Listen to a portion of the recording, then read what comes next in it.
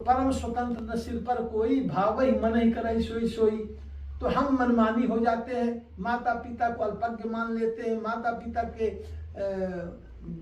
विरोध में हम काम करना शुरू कर देते हैं कि नहीं है, हमारा निर्णय सही है, क्योंकि हमने माता पिता का और बुजुर्गों का, श्रेष्ठ पुरुषों का, आचार्यों की उपेक्षा किया।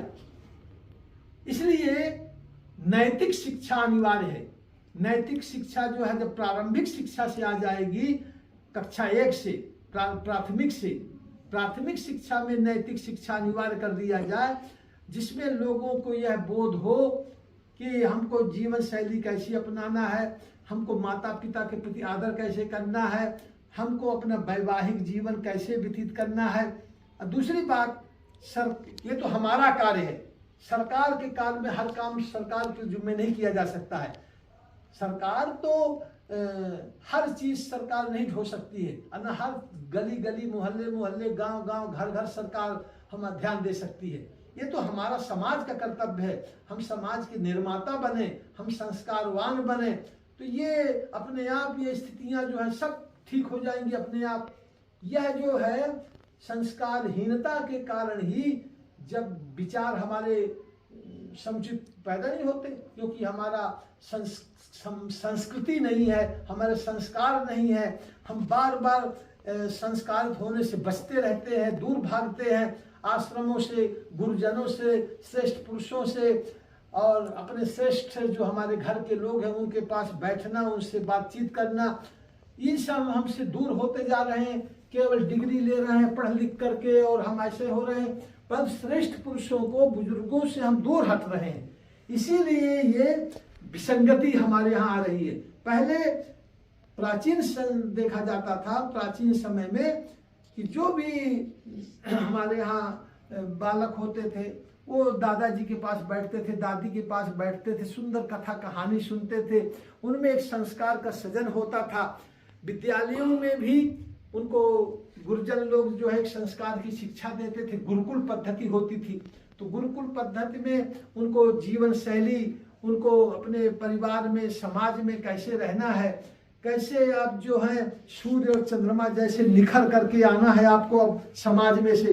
तो सूर्य और चंद्रमा जैसे आपको निखर करके आना है तो संस्कार को अपनाना पड़ेगा, संस्कृति से विरुद्ध नहीं चलना पड़ेगा, समाज से विरुद्ध नहीं चलना पड़ेगा। तदनुवर्तते, जो श्रेष्ठ पुरुष आचरण करते हैं उसका आगे आने वाली पीढ़ी अनुसरण और अनुगमन करती है। तो हम अपने श्रेष्ठ पुरुषों के आचरण को भूलते जा रहे हैं। हमारे दादा ने, हमारे पितामह ने, प्रपितामह ने हमारे किस परंपराओं को स्थापित किया, तो जब उन परंपराओं से हम अब विरुद्ध में चल रहे हैं, छोड़ते चले जा रहे हैं उन परंपराओं को, तो यह विसंगति आना ही आना है। क्योंकि हम जो है अब हठ धर्मिता में चल रहे हैं और उन मार्गों से विचलित हो रहे हैं। तो बार बार ये आना पड़ेगा कि समाज में हम अपनी परंपराओं से जुड़े रहें।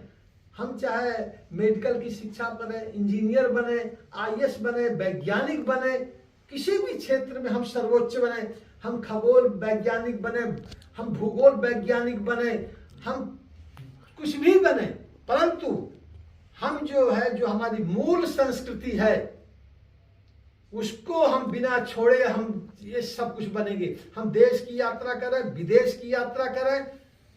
आज देखिए, प्राचीन संस्कृति को उठा करके देखिए, हमारे बड़े बड़े पदों पर आसीन प्रधानमंत्री थे और लाल बहादुर शास्त्री गंगा जल लेकर के विदेशों में जाते थे, अपनी संस्कृति को छोड़े नहीं।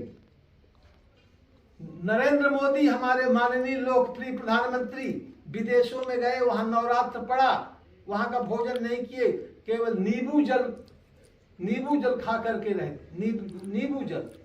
अमेरिका गए, वहां नवरात्र पड़ गया, वहां उन्होंने नींबू जल पी करके 9 दिन तक रहे। तो ये हमारे संस्कार को नहीं छोड़ा कि हम वहां पर वहां के संस्कृति से, हम वहां की सभ्यता से हम प्रभावित हो जाएं, अपनी संस्कृति को हम वहां छाप छोड़ दें।